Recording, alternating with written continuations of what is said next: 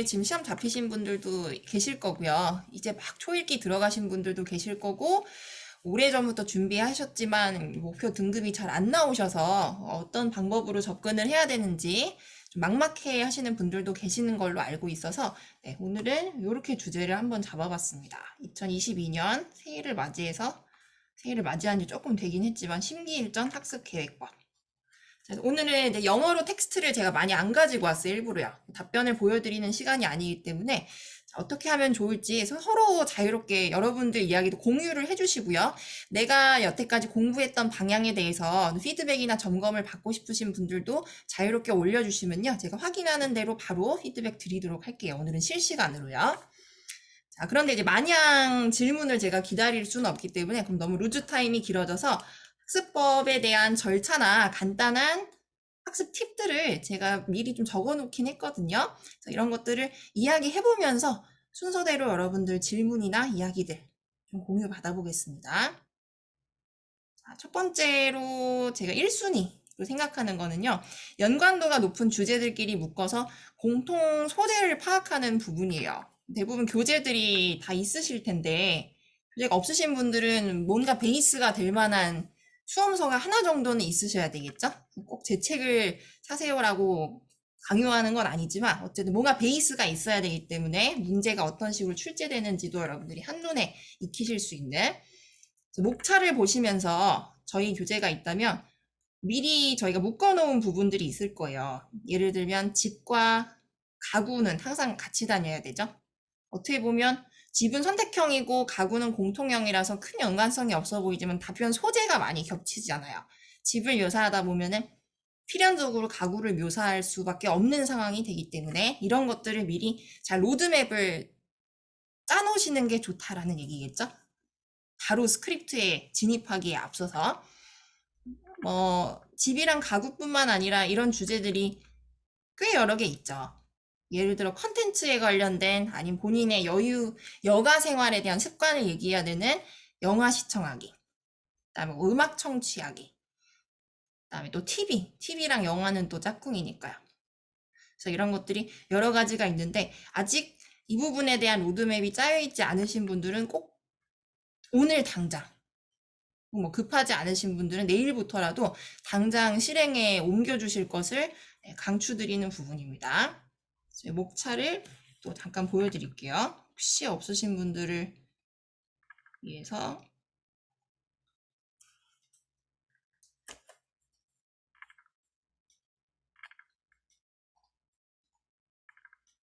네, 뭐 이런 식으로 되어 있죠. 저희 오피계신 교재 사용하시는 분들은 되게 네모 박스 안에 있는 것들이 소재들이 묶이는 것들이에요. 그러면은 또 흔히들 걱정하시는 게 이 주제들이 한꺼번에 출제되면 어떻게 하는지를 많이 우려하시는데 그럴 확률이 적은 것들끼리 묶어놨기 때문에 크게 개의치 않으셔도 되고요.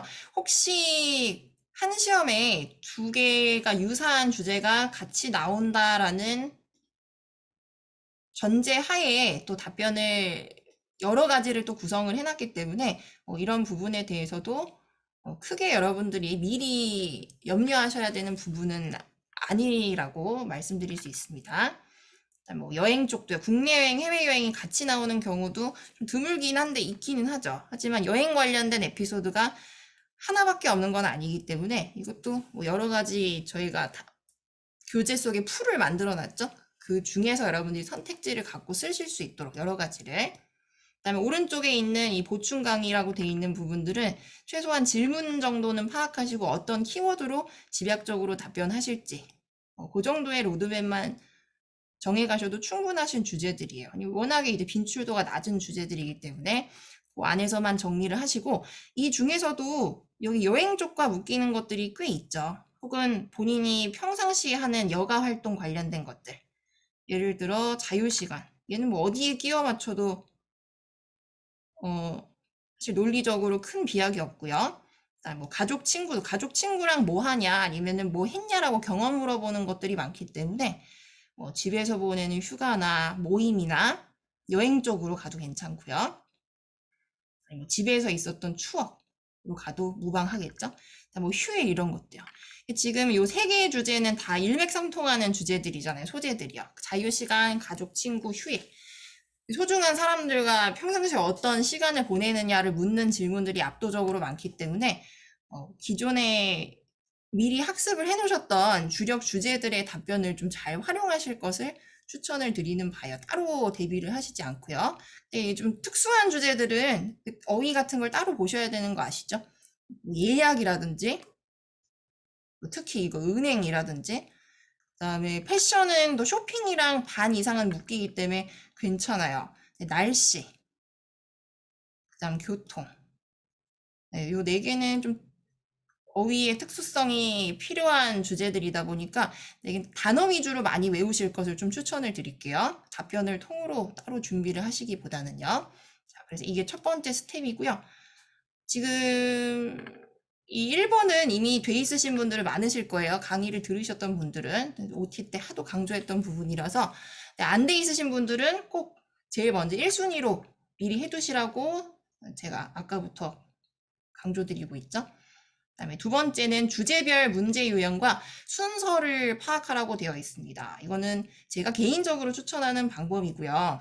주제별로 문제 유형을 파악하라는 것은 문제가 되게 많아 보이는데 오픽 시험은 문제 유형은 정형화돼 있잖아요. 거의 99%가요. 시제로 봤을 때는 100%이죠. 정형화돼 있는 부분들이. 주제별로 순서에 따라서 어떤 시제와 어떤 유형을 요구하는지 미리 다 한눈에 파악을 해두시라는 거예요. 그냥 바로 답변으로 들어가지 마시고요. 음악 하면은 요 교재를 보지 않고 여러분들이 거의 출제자 못지않은 수준으로 누군가에게 얘기할 수 있는 그 정도의 수준으로 다 답변이 가능하셔야 돼요. 답변을 하시라는 게 아니라 문제에 대해서 얘기를 하실 수 있어야 된다는 뜻이죠. 그래서 뭐 이런 거죠. 음악 하면은 제일 첫 번째로 나오는 건 좋아하는 가수. 그다음 두 번째는 음악을 언제 어디서 듣는지. 그다음 세 번째, 음악을 처음 좋아하게 된 계기와 취향 변화. 그다음 네 번째, 라이브 음악을 들었던 경험. 그다음에 다섯 번째, 14, 15번 있죠? 14번은 두 음악 비교하기. 그다음 15번은 음악 관련해서 가장 핫한 디바이스나 가제트. 이렇게 총 6개의 문제가 있다는 것을 미리 파악을 하시고 들어가시라는 거예요. 이렇게 해서 하면은 어떤 질문이 나와도 여러분들이 당황스러운 사태가 발생하거나 아니면 어떤 답변 소재를 끄집어내서 답변을 해야 되는지 그 돌발 상황이 생길 일이 거의 없어지겠죠. 그래서 문제를 파악하는 게 중요하다는 거고요. 그다음 심지어는 요것도 파악을 하고 계셔야 돼요. 더 나아가서는 순서까지.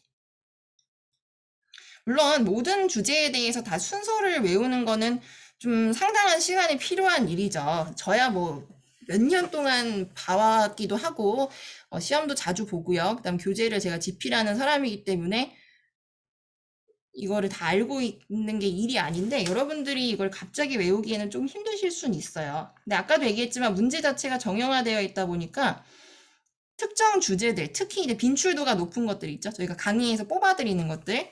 지금 이 시간에 말씀드리자면 요 세 주제 안에서는 거의 무조건 나오잖아요. 집이랑 음악이랑 여행. 서베이에서 선택을 하셨다는 전제 하에 최소한 이렇게 빈출도가 높은 거에 한해서는 순서가 어떻게 되는지 미리 보고 가시라는 거예요. 그 세트를 보시면서요. 그래서 지금 이 음악이 두 번째 세트 보시면 첫 번째 질문은 음악을 좋아하는 음악 장르가 어떻게 되는지, 그다음 가수 누굴 좋아하는지 물어보는 문제가 고정이 되어 있죠. 그다음 두 번째가 음악을 처음 좋아하게 되는 계기. 그러니까 두 번째에 따라서 세 번째가 달라지잖아요, 보통은요. 왜냐하면 세트가 단일 세트가 아니라 보통은 두세 개 이상의 세트들이 주제마다 존재하기 때문에 사실 첫 번째 질문을 듣고 두 번째, 세 번째 카드를 내가 타짜도 아니고 미리 예상하기는 힘들어요, 현실적으로. 저도 그렇게는 못해요. 그거는 그 사람 능력 바뀌죠. 그래서 두 번째 문제까지 청취를 했을 때 세 번째 질문은 뭐가 나오겠다라는 것을 미리 알 수 있도록 훈련을 해가시라는 거예요. 그러니까 카드가 두 개가 열리면은 세 번째 카드는 공부하면 맞출 수 있는 거잖아요. 그쵸? 변수가 보통 세 번째에 생기기 때문에 두 번째 문제로 인해서. 그리고 이거를 교재를 보면서 연습을 하시는 게 참 좋아요. 그냥 무조건 외우려고 맹목적으로 외우려고만 하지 마시고 손으로 가리고 내가 그 다음 문제를 예상할 수 있는지부터 한번 확인을 해보세요. 이거를 지금 할 수 있는 시간이 되어라고 이 학습법에 대해서 의구심을 품으시는 분들도 많거든요. 답변 외울 시간도 없어 죽겠는데 무슨 문제의 순서를 외우고 있냐 라고들 말씀을 하시는데, 이 문제의 순서를 알고 못 알고의 차이는 정말 천지 차이입니다. 이거는 제가 약속드릴게요. 일단 자신감에서부터 차이가 나고요. 그다음 심리적인 요인도 크겠죠. 왜냐하면 즉흥적으로 말하는 거라 내가 다음 문제 뭐가 나오는지 뻔히 아는 상태에서 답변을 하는 거랑은 퍼포먼스가 다르잖아요. 한국어로 얘기해도 마찬가지인데요. 그러니까 저희가 뭐 면접 보거나 이렇게 할 때도 예상 그 족보 같은 거 다 외워가는 게 그런 이유잖아요. 그렇죠? 그 같은 환경이라고 생각을 해주시면 됩니다. 질문을 몇 가지 올려주셨는데 중간에 좀 확인을 해볼까요? 시제 불일치, 단어 발음 이상, 필러 생략. 한 가지 얘기를 위에 하나 더 올려주셨었구나. 아래 중에 오픽 레이터 분들께서 감점 요소가 높은 순서가 어떤 것인지 궁금합니다. 그래서 5가지를 지금 올려주셨는데 하나, 둘, 셋, 네 가지. 첫 번째가 시제 불일치. 사실 시제 불일치는요, 그 일본식 일제식 어법 책에서 잘못 유래된 용어이긴 해요. 시제 불일치라는 말이 원래 없거든요. 교육 용어에서요. 그러면은 평가에 반영이 안 된다라는 뜻인데, 이거랑은 좀 달라요. 한 문장 안에서 시제가 일치하지 않은 일들은 흔해요. 주절과 종속절이 시제가 일치하지 않을 때도 많잖아요. 뭐 조동사의 조건에 따라서요. 뭐 그런 경우들은 있는데, 한 답변 안에서 내가 과거에 있었던 일을 이야기하고 있지만 시제가 이랬다 저랬다 한다. 과거 시제도 썼다가 현재 진행형도 썼다가 그냥 현재 시제도 썼다가 이런 거는 안 되겠죠. 그래서 이런 시제 불일치는 당연히 감점 원인이 되고요. 특히나 과거 시제를 일괄적으로 안정화시켜서 쓰지 못하는 것은 IH 이상을 부여를 못하도록 주관사에서 규정을 해놨어요. 과거 시제 불일치. IH 이상 불가. 사실 IM2에서 자꾸 위로 못 올라가시는 분들이 가장 근본적인 것부터 해결을 하셔야 되는데 왜 이거를 못 뛰어넘을까? 그 진입장벽의 경계선에 서 계셔서 되게 고민하시는 분들이 또 많더라고요. 근데 가장 큰 원인 중에 하나가 사실상 과거 시제에 대한 불안정화입니다. 굉장히 큰 감점 요인 중에 하나이고요. 거의 1순위로 꼽는 IH로 상승하지 못하는 가장 큰 원인. 그다음 시제 중에서 시제가 또 여러 가지 있는데 오픽에서 요구하는 시제가 가장 기본 시제가 2가지죠. 인터미디엇 유형에서 현재 시제, 그 다음에 어드밴스 유형에서의 과거 시제, 그 다음에 어드밴스 14, 15번 난이도 5, 6 선택했을 때요. 포맷 3번째를 선택했을 때는 특수 시제들, 우리말에 없는 시제들 있죠. 영어에만 있는 특수 시제들, 가령 현재 완료 시제, 그다음에 뭐 미래 완료 시제를 쓸 일은 아마 없을 거고요. 여러분들이 굳이 꺼내서 쓰지 않는 이상, 그리고 평가에 반영되진 않는데 이런 특수한 시제들은 쓰면은 내가 쓸 수 있다라는 인상을 주는 것만으로 높게 평가가 되기는 해요. 그런데 이걸 못 쓰는 것이 감점이 되지는 않습니다. 그래서 제일 중요한 건 일단 과거 시제의 안정화이고요. 여기에서 내가 조금 더 욕심을 내고 싶다. 그러면은 14, 15번에서 특히 14번이 어떤 문제 나오시는지 아시나요? 아시는 분들 공유 부탁드릴게요. 14번의 유형. 네, 대부분 뉴스 시사라고 말씀하시죠. 네, 14, 15번이 포맷 3번째를 선택하면은 뉴스 시사에 특화된 문제들이 나오는데, 네, 맞아요. 지금 말씀해주신 비교나 대조. 그러니까 한 가지를 단편적으로 묘사하는 거 말고, 당신 2가지를 왔다 갔다 하면서 묘사할 수 있어? 당신 시제를 오가면서도 묘사할 수 있어? 이거를 요구하는 거거든요. 그래서 요때에 그 시제를 공략하시면은 AL로 점수를 올리시기에 굉장히 유리해지는 건 사실입니다. 그래서 14, 15번을 잘하면은 그냥 점수가 잘 나온다라는 되게 당연한 그 뻔한 팩트는 여러분들이 다들 알고 계시는데, 그게 왜 그러냐면은 특수 시제를 사용해서도 가산점 요인이 돼서 그래요. 그래서 비교나 대조를 하실 때는 현재 완료 시제 사용 시도 이거는 이제 IHAL 목표하시는 분들이 도전하시면 좋겠죠. 자, 그래서 과거 시제는 틀리면 안 된다라고 생각을 하세요. 일단 과거 시제는 뭐 잘하면 좋고 아니면 말고 이게 아니고 무조건 잘 하셔야 되고요. 현재 완료 시제 같은 특수 시제는 14, 15번에서 나 이런 것도 할 수 있어요라고 여러분들의 그 기술을 좀 뽐낼 수 있는 시간이라고 생각을 해주시면 될 거예요. 그래서 시제가 중요하긴 하죠. 그 다음에 단어 발음 이상. 두 번째로 언급하신 게 발음 이상인데, 발음은 사실 괜찮아요. 저도 옛날에 초창기에 오픽 가르칠 때, 그 잘 평가 기준을 지금만큼은 정확히 몰랐겠죠. 그때 지금만큼 내공이 저도 충분치 않았기 때문에 솔직히 말하자면요. 그래서 발음에 되게 집착을 하고 그 피드백을 드릴 때도 되게 하나하나 말초적으로 되게 지엽적으로 들어가서 뭐 누구누구님 요 단어는 이렇게 교정을 하셔야 돼요. 그런 식으로 시간을 되게 소요를 많이 했어요. 수업 시간에도 그렇고 스터디 시간에도 그렇고요. 근데 궁극적으로 그게 시험에 하나도 도움이 안 돼요. 왜냐하면 발음이 그렇게 단발성 이벤트로 쉽게 고쳐지지가 않거든요. 현실적으로. 그래서 발음이 본인이 안 좋다. 그러면은 1년이나 2년 정도 말하기 훈련을 하는 기간을 현실적으로 잡으셔야 되고, 그게 아니라면요. 제가 여기에도 지금 써놨는데, 여기에 한해서만 교정을 하세요. 사용 빈도가 높은 어휘들 있잖아요. 예를 들어, 저희가 답변 소재로 코로나를 요즘에 많이 쓰고 있죠. 저희 커리큘럼을 따라오시는 분들은. 근데 코로나 바이러스라는 발음을 계속 틀린다고 생각을 해보세요. 그래서 특정 단어를 많이 사용해야 되는 경우는 이거는 연습이나 훈련으로 충분히 교정이 가능하기 때문에 이런 것들 위주로 훈련을 좀 해놓으시고요.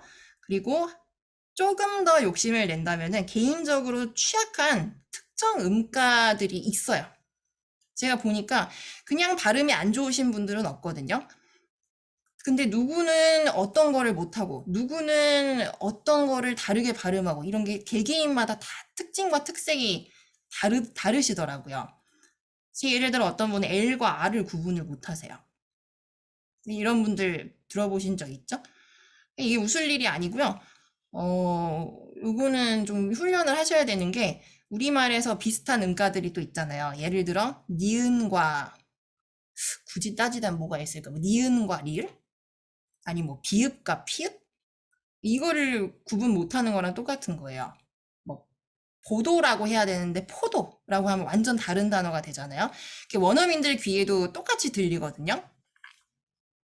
예를 들어 날 생선 할 때 우리 raw fish 해야 되는데 자꾸 raw fish라고 하는 분들이 있어요. 그러면 정말 법률 생선 이렇게 들리는 거예요. 법률 생선이 뭐지? 라고 생각되는 순간 채점에 방해가 돼서 그 문장의 완성도가 떨어지기 때문에 등급을 하향 조정하는 원인이 될 수밖에 없어요. 그래서 이런 거에 한해서만 교정을 해주시면 됩니다. 내가 특별히 못하는 것들 있죠? 특별히 계산해야 되는 것들, 나만의 특징, 구멍난 것들. 전체적인 발음을 단기간에 교정하실 수는 없어요. 현실적으로. 그렇게 되면은 참 좋겠지만. 그 다음에 필러 생략. 필러 생략은 점수에 아무런 영향을 미치지 않아요. 이거는 제가 제 이름을 걸고 정말 자신있게 말씀드릴게요. 자꾸 너무 이렇게 변두리에 있는 걸로 여러분들이 점수를 채우려고 하시는 분들이 많거든요. 근데 필러가 어떻게 보면은 말을 매끄럽게 연결하고 본인이 자신감을 갖고 헤쳐나가는데 도움이 되는 스킬이긴 한데 과유불급이라고 너무 사이드적인 기술에 집중하다 보면은 본질적인 게 많이 약해져요. 본질적이라는 거는 우리가 답변 소재에서 써야 되는 중요한 컨텐츠, 그 다음에 문장 구성력 이런 것들이죠. 그 다음에 뭐 베이스가 되는 기초적인 문법. 필러 같은 경우는 너무 필러라는 것은 사실 필러가 정식 용어도 아니에요. 필러라 그러면 그 여성분들은 그 피부과에서 하는 그 필러냐고 물어보시는 분들도 있는데 정확한 용어는 표지어라 그러거든요. 언어학에서 표지학. 중간중간에 채워 넣는 말들 있죠. 큰 의미는 없는데 그렇죠. 예시는 뭐 let me see 이런 것들 뭐 딱히 해석을 해도 큰 의미가 없는 것들. 또 제일 많이 쓰시는 거 있잖아요. 여러분 뭐 있었더라? 네, 그래요. You know 이런 것들. 저는 사실 이런 거 안 써요. 저도 외국 생활 오래 했는데 뭐 쓰긴 쓰는데 굳이 시험에서까지 그렇게 쓸 만한 분위기도 아닐 뿐더러 굳이 쓸 필요가 없더라고요. 이것도 말하는 스타일에 따라서 다르긴 하지만 우리말을 할 때도 모국어가 한국어인 사람들도 스타일이 다 다르잖아요. 어떤 사람은 계속 말하면서 아, 왜 그거 있잖아. 아, 왜 그거. 아, 나 이렇게 언어적인 습관이 있듯이 그 원어민들도 똑같이 you know를 특별히 많이 쓰는 사람들이 있어요. 근데 그거를 비원어민이 본질적인 게 해결되지 않은 상태에서 그냥 따라하잖아요. 그러면은 그 평가하는 사람들 입장에서는 와닿겠죠? 어? 저분이 지금 본질적인 게 뼈대가 형성이 안 된 것 같은데 우리를 따라하려고 하네? 그런 게 느껴진단 말이에요. 그래서 그런 인상을 주지 않도록 여러분들이 자주 평상시에 쓰는 걸 쓰세요. 그래서 저는 제일 추천드리는 게 지금 단디님이 말씀하신 그냥 and 의미가 있는 접속사나 연결어들 있잖아요. 그 다음에 아니면 뭐 요 정도를 좀 추천드리고 싶어요. 이거의 유무의 차이는 점수에 전혀 영향이 없다는 점. 네. 저는 한 번도 써본 적이 없습니다. 뭐 렛미씨, 뭐 유노를 한 번도 써본 적이 없어요. 또 쓴다고 해서 나쁘다는 게 아니라는 거 아시죠? 제 말 이해되셨죠? 사람 스타일에 따라서 그냥 다르다는 점. 하지만 어설프게 비원어민이 쓰면은 오히려 마이너스가 될 수 있다는 점. 그래서 저는 개인적으로 추천드리진 않습니다. 오히려 무엇을 쓰시라고 연결어들. 의미가 있는. 충분해요. 이것만 쓰셔도요. 접속사들. 근데 이 접속사라고 해서 너무 딱딱한 문어형 접속사들 말고요. 그 구어에 좀 어울리는 접속사들이 따로 있잖아요. 뭐 and 이런 건 기본이고요. 뭐 so 정도도 괜찮죠. 의미에 따라서 적재적소에 쓰셔야 되겠지만 그래서 뭐 because까지도 괜찮고요. 사실 뭐 since 요 정도까지도 괜찮아요. 그렇게 딱딱하진 않거든요. 네. 근데 뭐 in conclusion 뭐 이런 거는 아니죠. 뭐 first, 뭐 second, 뭐 third 이런 것도 이상해요. 누가 얘기할 때 첫 번째, 두 번째, 세 번째 뭐 이렇게 나열하면서까지 이야기를 하겠어요. 아무리 인터뷰를 할지라도요. 그래서 뭐 그런 것만 좀 지양하시면 됩니다. 일단은 제가 아까 말씀드렸던 스스로 공부할 수 있는 방법 몇 가지를 더 말씀을 드릴게요. 모의고사 외에도. 다시 두 번째로 돌아가서 문제 유형과 순서 파악까지 하시는 게 좋다고 추천드렸었잖아요. 근데 이걸 문항별로 어떤 유형이 나오는지까지 미리 암기를 해두셔야 돼요. 예를 들어 자기소개를 제외하면 2, 3, 4, 5, 6, 7, 8, 9, 10, 11, 12, 13, 14, 15 이렇게 5세트가 출제가 되죠. 그러면 2번은 시제가 무엇인지 주제는 알 수 없어요. 들어보지 않는 이상. 당연한 건데 문항만 보고도 우리가 시제는 알 수 있단 말이에요. 이거 시제 알고 계시는 분들 계세요? 한번 공유해 보실까요? 이거 제가 수업 시간에는 여러 번 언급을 하긴 했었거든요. 지난달에 제 수업 들으신 분들은 제가 종강 특강대도 말씀드렸고요. 네, 현 과거인데 첫 번째 세트는 다른 거 아시죠? 이거 2, 3, 4는 다른 거 아시죠? 얘는 현 과자. 네네. 그 다음 14, 15번은 이건 유형에 따라서 과거일 수도 있는데 현재 완료 시제를 위주로 써야 되는 경우도 있고요. 현재 시제를 15번에 써야 되는 경우도 있죠. 뭔가를 묘사를 해야 되는 경우. 그 다음에 3번 모든 질문에 대한 답변 소재를 문제 옆에 적어두세요. 이거는 제가 IM 인강 들으시는 분들은 이렇게 교재에 써놓긴 했거든요. 네, 지금 보시는 화면에 질문 밑에다가 답변 방향이라고 조그맣게 제가 기재를 해놨죠. 이런 식으로 IHAL 수강하시는 분들도 미리 이렇게 써놓으시면은 답변에 대한 소재가 머릿속에 각인이 되기 때문에 질문을 들어도 아까 말한 것처럼 당황스러운 상황들을 피하실 수가 있어요. 그래서 꼭 이렇게 소재를 적어 놓으세요. 현재 살고 있는 집 묘사. 그러면 어떤 스토리를 가지고 이야기하실 건지. 집 내부 묘사. 가구 중심으로 묘사해야겠다. 계획을 적어 놓는 거죠. 소재에 대한. 그다음 주중과 주말 일과 묘사는 평소에 하는 집안일들을 묘사해야 되겠다. 그다음 세 번째, 어렸을 때 살았던 집과 지금 집 비교. 외부나 동네 중심으로 묘사를 해야지. 왜냐하면 1번에서 이미 집 내부를 묘사했으니까요. 이게 저희 전략이잖아요. 한 번은 내부 묘사하고 한 번은 외부 묘사해야지 소재가 겹치지 않겠죠? 소재가 겹치는 거는 사실 괜찮아요. 소재 겹치는 거는 감점 요인이 되지 않는데 답변을 복사 붙여넣기 식으로 똑같이 대응하는 건 당연히 감점이 되죠. 그게 지표가 될 수밖에 없죠.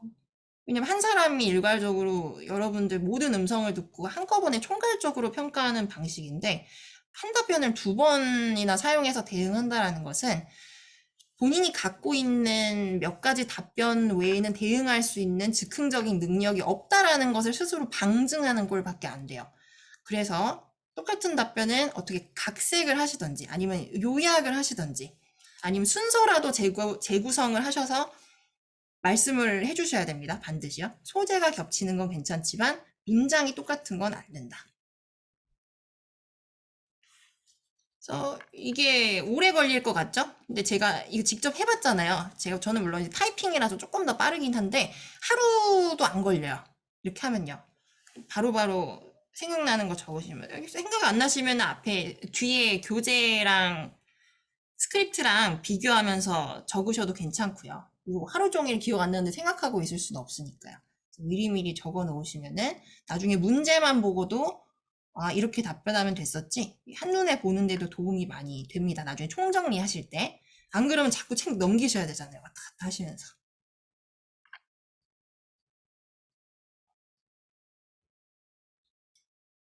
그다음에 네 번째, 소재를 생각하면서 답변 내용 키워드 중심으로 요약을 좀 해두세요.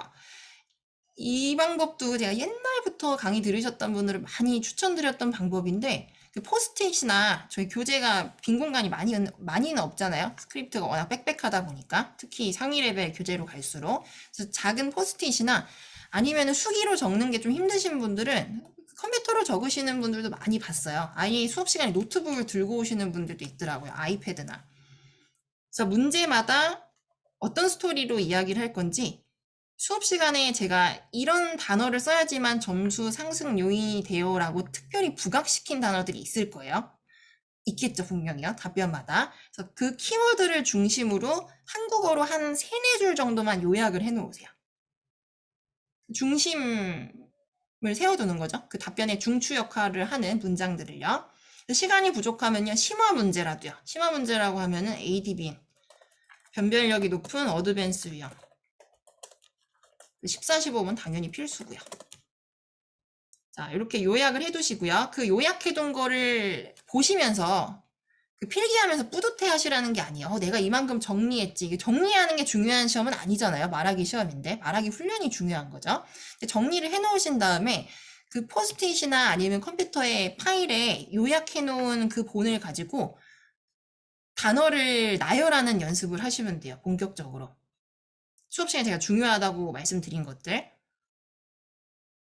그리고 그 어휘의 양이 충분하다고 생각되셨을 때 문장으로 용기 내서 완성을 시켜보는 거죠. 그런데 그 문장은 교재 내용과 완전 딴판이 되면은 안 되겠죠. 본인이 스스로 각색하고 즉흥적으로 말해서 첨언하는 건 좋은데 어쨌든 베이스는 교재에 있는 문장 구성을 사용하시는 게 좋습니다. 그 이유는 그 문장이 갖고 있는 기술 점수라는 게 있잖아요. 그걸 여러분들이 스스로 창조하기에는 단기간에 너무 어렵기 때문에 그래서 저희가 굳이 스크립트라는 걸 일일이 작성해서 드리는 거겠죠. 저희 답이 최고니까 그냥 이거 외우세요. 그렇게 하는 게 아니라 문장의 점수를 받을 수 있는 포인트들이 숨어져 있기 때문에 어느 정도는 그 뼈대 베이스를 갖고 가셔야 되는 건 맞습니다. 그 안에서 여러분들이 조율을 하시되 그래서 어느 정도로 비중을 두시냐면은 특히 본인에게 타겟된 질문들 있잖아요. 예를 들어 나의 취향을 얘기하거나 경험을 얘기해야 되는 것들 이런 유형들은 아예 목표하시는 분들은 8:2 정도로 각색을 해주세요. 8이 교재 내용이에요. 교재 문장 그대로 그 다음에 2 정도는 스스로 내 힘으로 만드는 문장 조금 부족해도 틀려도 괜찮거든요. 너무 말도 안 되는 문장만 아니면 돼요. 그래서 좀 용기를 내서 문장을 조금만 추가를 해주세요. 내가 스스로 공감이 가도록. 아니면 완전 새로운 문장을 추가하는 게 좀 부담스러우신 분들은 그 IM 목표이신 분들은 그러실 수도 있어요. 당연히요. 그래서 문장을 만들지 마시고 단어를 변경하시는 거예요. 단어만요. 교재에 있는 단어를 나한테 맞게끔.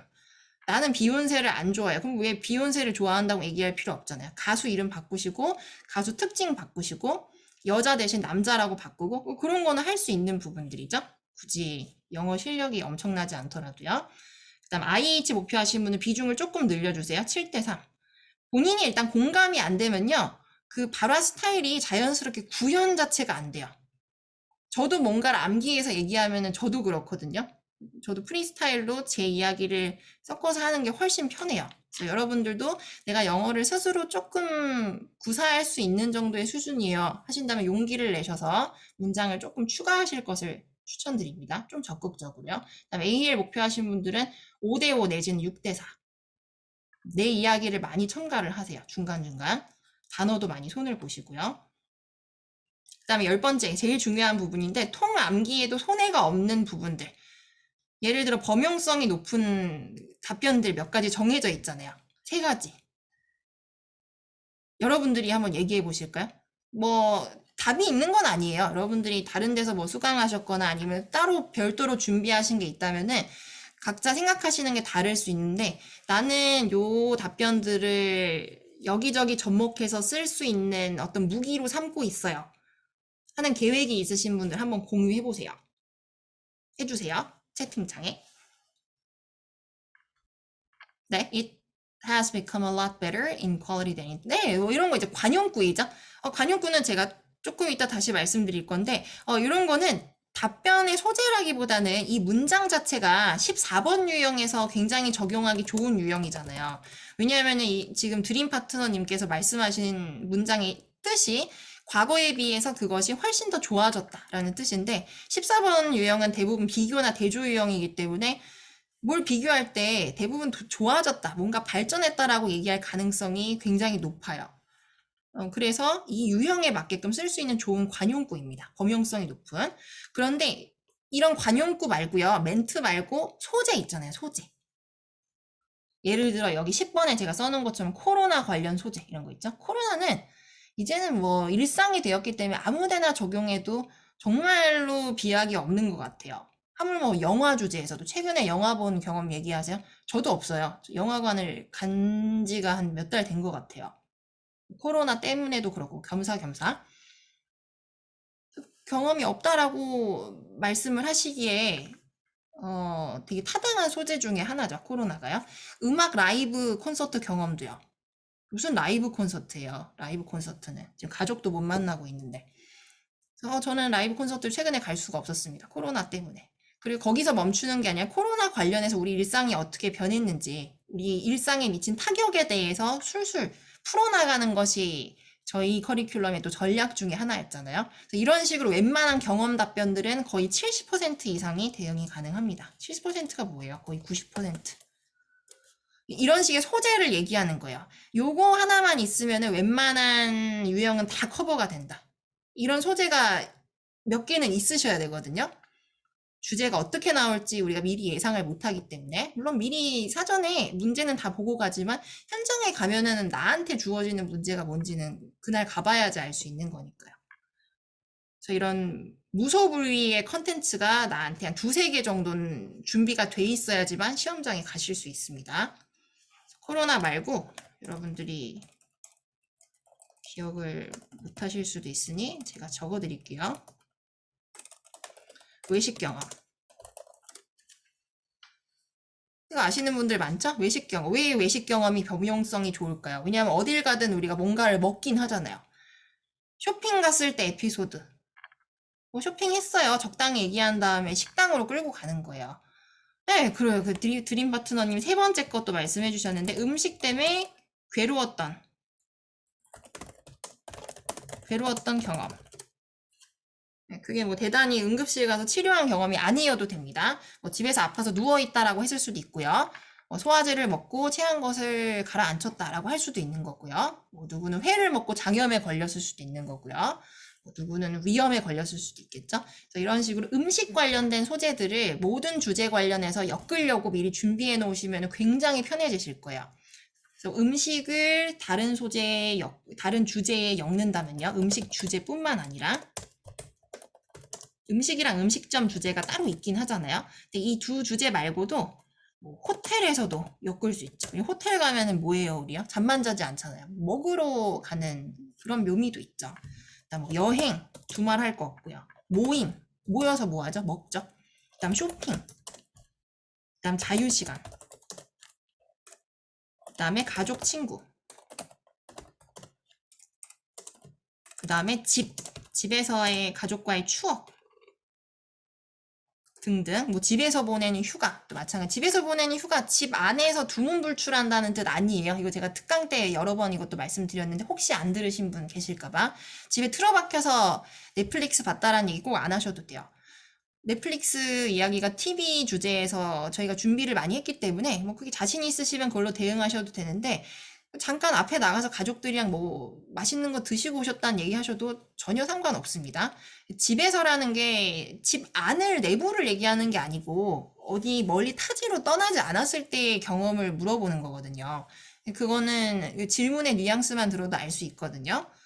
네, 그래서 외식 경험을 굉장히 많은 주제에 적용하실 수 있도록 연말을 해두시기 바랍니다. 그냥 준비가 아니고요. 거의 뭐 조건반사 수준으로 있죠. 네, 조건반사 툭 건들면은 거의 나오는 수준으로요. 그 파블로프의 개 마냥 종 흔들면은 군침을 흘리듯이 우리도 그 질문 들으면은 바로 외식 경험이나 코로나 답변 아니면은 음식 먹고 힘들었던 경험 바로바로 주제랑 유착시켜서 나올 수 있도록 훈련을 해주시면은 네, 참 많은 질문을 따로 외우지 않고도 대비가 가능한 어떻게 보면 지름길이죠. 그래서 이런 부분들을 추천을 드리고요. 그 다음에 위로 다시 질문으로 올라가서 강세, 복수 표현 어떻게 해야 되는지 모르겠어요. 강세는 중요해요, 여러분들. 그 발음은 제가 크게 신경 쓰지 말라고 말씀드린 게 어차피 단기간에 해결이 안 돼요. 그래서 내가 취약한 부분만 최선을 다해서 훈련을 해가시면은 후회 없이 잘 답변하실 수 있는데 강세 같은 경우는 비원어민이 틀려도 정상 참작이라는 게 안 되거든요. 왜냐하면 아예 이해를 못해요. 그 언어 자체로 받아들이질 못하기 때문에 그냥 영어로 접수가 안 되는 거죠. 발음은 너무 개판만 아니면은 그냥 아직 발음이 부족해서 그렇구나라고 이해를 하고 듣는 경우들이 있는데 강세는 틀리면 안 되기 때문에 저희 교재 보면 노란색으로 이렇게 하이라이트 쳐 있는 부분들이 있어요. 그런 부분들은 꼭 교정을 해 가셔야 되고 이것도 모든 단어에 대해서 교정하는 거는 그 시간 물리적으로 조금 어려우시겠죠? 그래서 많이 쓰는 단어에 대해서 마찬가지로 강세를 필히 교정해 가시기 바랍니다. 자, 코로나 바이러스. 유쾌한 단어는 아니지만 저희가 쓸 일이 많으니까 제가 자꾸 예를 드는 겁니다. 자, 이거 강세 어디 들어가야 되는지 기억하고 계세요? 틀리시는 분들 많더라고요. 네, 1음절, 2음절, 3음절, 4음절, 5음절 어디에 들어가야 되죠? 모든 단어는 한 음절에만 주강세, 메인 스트레스가 들어가죠. 그래서 그 하나의 메인 스트레스를 정확하게 지키셔야지만 그 단어로 접수가 돼요. 발음이 좋아야지 되는 게 아니라 강세가 틀리면 안 돼요. 이거 강세 여러분들 아시는 분? 네, 바이러스는 앞쪽에 이름절에 들어가죠. 근데 이거 어쨌든 합성어니까 코로나 바이러스라는 단어 안에서 주강세가 또 있어요. 코로나와 바이러스인데, 그렇죠. 이음절이죠. 네, 근데 아직도 한국어로 읽듯이 우리말에는 물론 음절 강세라는 게 없긴 하지만 코로나 바이러스 이렇게 하시는 분들도 계시더라고요. 그런 경우 정말 원어민 입장에서 이해하기 힘들어집니다. 아무리 발음이 좋으셔도요. 네, 이음절. 그다음에 하나만 더 여쭤볼게요. 말 나온 김에. 요것도 쓸 일 많죠? 이런 부사들이요. 시간을 나타내는 부사들. 최근에 내가 뭐 했어요? 라고 이야기할 일 되게 많잖아요. 경험 얘기하실 때요. 이런 거는 틀리시면 안 되죠. 이런 강세들은요. 요거 어디에 들어가야 되죠? 최근에 할 때. recently 중에. 네, 맞아요. 잘 알고 계시네요. 네. 많이 틀리셔서 여쭤본 건데, 이음절, 이라고 생각하시는 분들이 많은데 이름절이 맞습니다. recently가 맞는데 많은 분들이 recently라고 하셔요. 그럼 그 단어는 그냥 버린다고 생각하시면 돼요. 원어민들에게 접수가 안 돼요, 어차피요. 그래서 너무 어려운 단어를 강세나 발음이 전혀 교정이 안 되는 상태에서 억지로 쓰려다 보면은 반감 효과가 있기 때문에 여러분들이 소화할 수 있는 수준에서 쓰시는 게 가장 좋고요. 그렇다고 해서 너무 쉬운 단어만 쓰시면은 문장 수준 자체가 특정 등급에 부합되지가 않기 때문에 그것도 문제가 생기겠죠. 근데 너무 나의 역량을 벗어난 그 단어들을 오버해서 쓰실 필요는 없다는 얘기입니다. 강세를 지키는 게 더 중요하기 때문에 슬립 바이는 쓰지 말라는 거죠, 차라리. 좀 냉정하게 말씀드리면요. 그다음에 아까 또 강세 말고 복수 표현.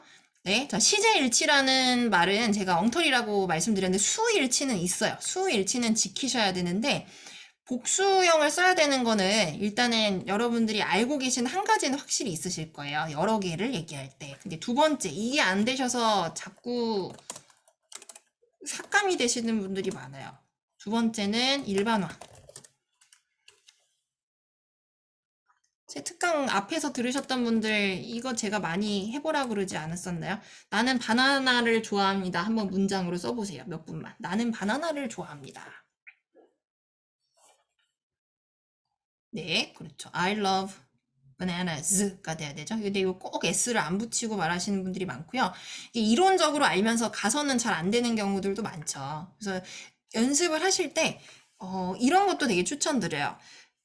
본인이 하는 거를 녹음해서 몇 가지 답변을 좀 들어보세요. 꼭 누가 다른 사람이 피드백을 해줘야지만 아는 게 아니라 자가 진단이 어느 정도는 되거든요. 스크립트랑 이렇게 대조를 했을 때. 근데 내가 유난히 S를 못 붙여요. 그거는 나도 내가 오픽 강사가 아니더라도 혹은 뭐 교육 전문가가 아니더라도 스스로 판단할 수 있는 부분이란 말이에요. 그래서 메모를 해놓으세요. 자꾸 S 빠트림 아니면 자꾸 과거 시제 틀림. 그래서 본인의 약점이 무엇인지 정확하게 알고 그 다음에 그걸 교정해서 메꾸는 게 참 중요합니다. 그냥 자꾸 외워질 때까지 외우시는 게 아니고요. 그래서 녹음하셔서 들어보셔야 돼요. S를 붙인 건지 아닌 건지 아니면 잘 안 들리셔서 그런가? 원래 끝음가에 S가 붙으면은 음가 탈락 현상으로 잘 안 들리기는 하죠. 그런데 원어민들은 그 미세한 차이를 느끼기는 해요. 그래서 여러분들도 이게 안 들리시면은 의식은 하세요, 당분간. 그러니까 공부를 하고 말하는 내내 일반화를 시켜야겠다라는 것을 조금 스트레스 받더라도 의식을 하세요. 계속 붙여야겠다고요. 이거 틀리면은 안 돼요. 왜냐면은 일반화를 못 시킨다는 것은 무언가를 계속 내가 특정한다는 게 되거든요. 그것이라는 걸 자꾸 앞에 붙인다는 거예요. 나는 그 바나나를 좋아해. 이렇게 돼요. S를 안 붙이면요. 그러면은 듣는 사람 입장에서는 그 바나나가 도대체 뭘까? 아까 나한테 설명한 적이 없는데. 그래서 논리적인 흐름이 깨진다고 판단해서 감점으로 이어지는 경우들도 많습니다. 하지만 대부분의 채점자들은 알겠죠. 우리 한국인들 혹은 비원어민들이 어떤 문법 포인트가 취약한지 이미 꿰뚫고 있는 사람들이기 때문에 일반화가 안 된다라는 특징을 금방 파악해냅니다. 그래서 요거를 좀 의식하면서 교정할 수 있도록 하실 수밖에 없고요. 수의 일치나 일반화는 중요하거든요. 감점 요인이 분명히 되는 부분이기 때문에. 그다음에 또 문장과 문장 사이에 퍼즈가 생길 때 어떻게 대처하면 좋을까요? 퍼즈가 생길 때는 정말 좋은 현상이고요. 제가 여기 말하기 훈련에도 써놨지만 지금 보시는 화면에 적당한 끊어 말하기 꼭 필요하다고 돼 있죠. 오히려 어떨 때 제가 좀 골머리를 알려면요. 여러분들 코칭을 1대1로 할 때요. 퍼즈가 전혀 없으신 분들이 있어요. 그러니까 외운 것을 막 맹목적으로 읊는 분들도 있고요. 아니면은 본인이 첨가해서 즉흥적으로 답변을 하시긴 하는데 이게 말이 끊기는 게 스스로 너무 두려워서 거의 뭐 랩하듯이 막 달달달달 얘기하시는 분들이 계시더라고요. 의외로 많으시더라고요. 근데 그렇게 했을 때 레이터들이 느끼기에는 되게 여유 없게 느껴지는 게 첫 번째. 그다음에 두 번째, 뭔가 스크립트에 의존하고 있다라는 인상을 주기가 쉬운 발화 스타일이거든요. 그래서 중간에 자연스럽게 문장과 문장 사이에 일부러 제가 퍼즐을 넣으라고 처방을 해드리는 경우들도 있습니다. 너무 긴 퍼즐가 아닌 이상은 그 퍼즐을 여러분들 여유라고 생각하고 좀 즐기셨으면 좋겠어요. 저도 말이 굉장히 빠른 편이지만 실제로 시험장 가서 얘기할 때 중간중간에 퍼즐 많아요. 제가 지금 여러분들한테 한국어로 얘기할 때도 중간중간 퍼즐가 있잖아요. 물론 말이 조금 빠르긴 하지만 그런 거랑 상통하는 부분이라고 생각하시면 되고, 퍼즐가 너무 많거나 잦다라고 생각해서 본인이 자신감이 없어지거나 위화감이 들 정도라면은 중간에 아까 말씀드린 연결어들을 최대한 많이 채워 넣으시는 게 가장 좋겠죠? 좀 유의미한 연결어들. 아니면 중간에 하시는 것도 방법이고요. 그래서 오히려 적당한 끊어읽기는 필요하고, 끊어읽기라는 말이 나온 김에 문장을 읽으실 때 훈련하는 방법도 좀 같이 말씀을 드릴게요. 끊어서 읽을 때 또 이것도 적소에 끊어서 읽으셔야 되는데, 너무 이제 외우는 거에만 여러분들이 포커스를 두다 보면은 이상한 데서 끊으시는 분들도 있어요. 가령 너무 극단적인 예시이지만 뭐 이런 데서요. 이렇게 끊기면 안 되는 데서 호흡이 끊어지는 경우들이 있거든요. 이게 너무 암기에 치중한 학습법에 의해서 그렇게 되는 경우들이 많습니다. 그래서 문장을 이해하고 암기하시는 게 좋다는 게 이런 말하기 훈련 때문에 그런 거거든요.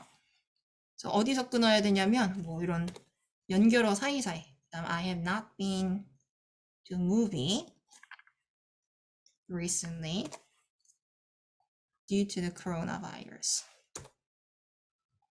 구와 절 사이에서 퍼즐을 둘 수 있도록 이렇게 미리 여러분들 표기를 해놓고 읽으시는 것도 괜찮아요. 너무 막 지저분하게 낙서하시는 것만 아니면 이렇게 우리 옛날에 직독직해나 아니면 구문독해 할 때 학교 다닐 때 막 이렇게 끊어읽기 같은 거 했었잖아요. 근데 그때는 해석을 위해서 그런 거지만 그때랑은 조금 다르게 끊으셔야 돼요. 해석을 위해서 끊어읽는 게 아니라 우리는 전달력을 향상시키기 위해서 끊어읽는 거기 때문에 목적이 다르죠, 일단. 그래서 여러분들이 적재적소에 어디서 끊어 읽어야 되는지 그때그때 판단되시기 어려우면은 미리 교재에다가 이렇게 꼭 표기를 해 놓으시기 바랍니다. 네, 끊어서 말하는 거는 오히려 필요하고요. 그리고 속도는 불규칙해야 된다는 것도 아시죠? 제가 이것도 많이 말씀을 드렸기 때문에 발화 속도는 불규칙하게. 완급 조절. 그죠? 페이스 완급 조절. 느리게 얘기했다가 갑자기 또 내용상 빠르게 연결되는 부분이 있으면 빠르게 또 얘기를 하셨다가 또 잠깐 고민이나 생각이 필요한 구간들, 특히 뭔가를 많이 나열해야 되거나 아니면 예시를 많이 들어야 되는 구간들이 있잖아요. 얘기를 하다 보면요. 그럴 때는 당연히 말하는 데 있어서 좀 지연되지 않을까요? 우리가 한국어로 얘기할 때도 그런데 이게 자연스럽게 술술술술 나온다는 것 자체가 더 이상하거든요. 그런 것들을 감지를 한단 말이죠, 레이터들은요. 그쪽에 특화되어 있는 평가자들이기 때문에요. 말하는 습관이 컨텐츠나 문장의 기술 못지않게 저는 참 중요하다고 말씀을 드리고 싶네요. 5대5라고 보시면 됩니다. 5대5라는 거는 말하기 기술, 문장의 수준, 그다음 뭐 문법, 그다음 관용구, 뭐 이런 것들 있죠. 텍스트 타입, 말하기 기술, 반, 그다음에 발화 스타일 반. 반반씩. 뭐가 더 중요해요? 라고 물어보시면 똑같아요. 반반. 둘 다. 어느 하나라도 놓치면 안 되는. 그 다음에 또 시간상 한 문제만 더 답변을 드리고 마무리하겠습니다. 홍님께서 과거 경험을 할 때 항상 과거형만 써야 되나요? 문맥에 맞게 현재 시제를 사용하면 문제가 되나요? 아니요, 그렇지 않습니다. 한 답변에서 여러 가지를 시제를 쓰셔도 돼요. 제가 아까 과거 시제를 안정화시켜야 된다고 말씀드렸던 거는 과거에 대한 이야기를 하는 순간에를 말씀을 드린 거고, 뭐 예를 들어 이럴 수 있잖아요. 지금 예시를 아래 길게 들어주셨는데 또 다른 예시로 나는 어디로 여행을 갔다 왔어. 그런데 거기가 좋아서 다음 주에도 또 갈 예정이야 하면은 미래 시제가 나오잖아요. 아니면은 그 장소를 묘사하고 싶을 때 현재 시제가 나올 수도 있고요. 그래서 이런 식의 시제 변화는 당연히 긍정적으로 작용을 하겠죠. 전혀 문제가 될 게 없고요. 그다음 레벨 5나 6 모두 2, 3, 4번이 현이니까요. 네. 어떤 레벨을 선택하든 첫 번째 세트는 몸풀기 세트라고 생각하시면 돼요. 그러니까 초장부터 변별력이 높은 거를 갑자기 던져주지 않는 그런 로직이죠. 그래서 2번, 3번은 현재라고 외우고 들어가세요. 첫 번째 세트만 현재, 과거. 나머지는 현재, 과거, 현재, 과거 전부 다. 다음에 하나 더 있으셨던 것 같은데. 네, 교재 스크립트 숙달 부분, 문법 시제 불일치 등 에러를 줄이고자 이 스크립트 템플릿을 외워서 하고 계신 경우인데 실제 외운 거를 시험에서 잘 활용하지 못한 것 같습니다. 혼자서 공부를 하다 보니 어떻게 해야 될지 모르겠네요. 그래서 외우는 그 절차가 제가 중요하다고 오늘 말씀드린 건데 중간에 이 질문에 대한 답변을 하다 보니까 좀 흐름이 끊겨서 다시 한번 정리를 드릴게요. 마지막으로. 스크립트를 외우실 때 가장 효과적인 방법은 일단은 점진적으로 접근을 하셔야 돼요. 그러니까 얘를 절대 먼저 펼쳐서 보지 마세요. 그러니까 수업 시간에 저나 뭐 인강에서 선생님 분들이랑 그날 나가는 진도를 볼 때 빼고는 여러분들이 책상에 앉아서 이것부터 펴시면 안 돼요. 이것부터 펴지 마시고 질문을 먼저 보시고요. 주제별로 이런 질문이 나왔지. 한 다음에 옆에다 제가 소재 적어 놓으라 그랬죠. 그러니까 소재부터 접근하는 거예요. 뼈대가 있어야지 거기다가 살점을 붙이죠. 뭐 크리스마스 트리도 트리가 있어야지 장식을 하든지 말든지 하잖아요. 그래서 이렇게 장식을 먼저 달려고 하지 마시고 그 기본 뼈대라고 생각하시고 소재랑 스토리를 구축을 해 놓으신 다음에 그 다음에 요약을 해 놓으신 다음에 한국어로요. 그리고 한국어로 답변이 숙달될 때까지 좀 여유를 갖고 준비를 하세요. 영어로 바로 진입하려고 하지 마시고 한국어로 먼저 연습을 하세요. 그 한국어로 막 소리내서 육성으로 말할 필요는 없지만 뭐 작게 혼자 읊조리셔도 되고요. 속으로만 생각하셔도 괜찮고요. 그리고 그게 완전히 다 가능해졌을 무렵에 키워드 나열하기. 이거 되게 재밌거든요. 제가 스터디할 때 실제로 저희 수강생분들이랑 많이 하는 방법인데 돌아가면서 말문이 막히지 않을 때까지 한 질문을 보고 단어 나열하기 게임을 해요. 어느 순간에 막히면 그 사람이 지는 거예요. 남아서 이제 나머지 공부 시켜요.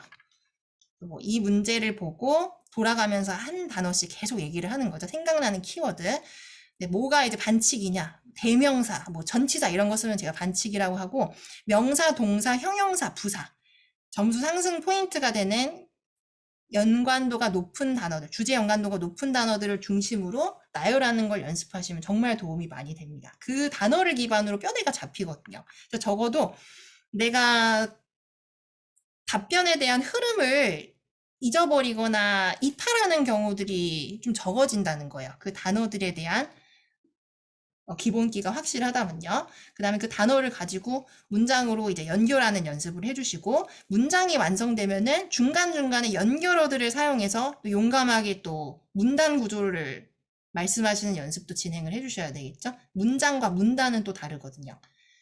등급이 정해져 있어요. 문장을 여러 개를 말하는 사람은 IM 등급으로 규정을 하고요. 문단을 이야기하는 사람은 IHAL 등급이라고 규정을 합니다. 무슨 차이냐면요. 연결력의 차이예요. 문장을 많이 말하면 결국에는 문단이 되는 거잖아요. 근데 IM 등급에서 결여되어 있는 게 뭐냐면요. 문장을 얘기해도 문장과 문장이 연결된다라는 느낌이 전혀 안 들어요. 그게 연결어를 많이 못 써서 그래요. 그래서 연결어가 정말 중요합니다. you know 이런 거 하지 마시고요. 뭐 하셔도 되지만 그런 거에 집중하실 바에는 연결어를 몇 가지 더 외우셔서 쓰세요. 의미가 있는 것들. 문장과 문장을 잘 결속시킬 수 있는 도구들.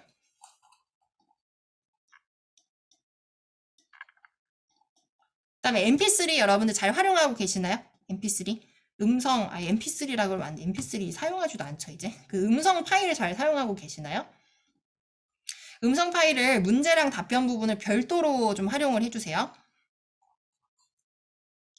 네, 그리고 이 교재랑 일치하지 않아도 괜찮아요. 저한테 계속 카톡으로 여러분들이 음성 파일이랑 교재랑 달라가지고 못하겠는데 상관없습니다.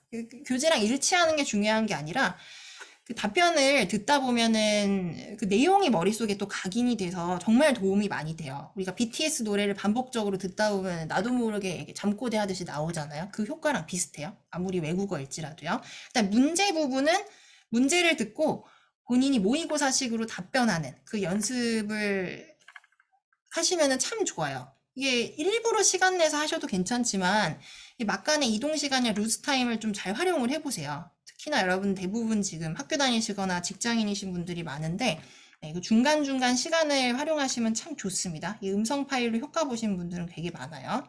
음성 파일은 교재 구매하시면은 저나 아니면 이현석 선생님이 개인톡으로 보내드리거든요. 네, 아니면 수강하신 분들도 마찬가지고요. 오늘 1시간 동안 밤도 늦었는데 네, 귀중한 시간 내셔서 참여해 주셔서 감사드리고요.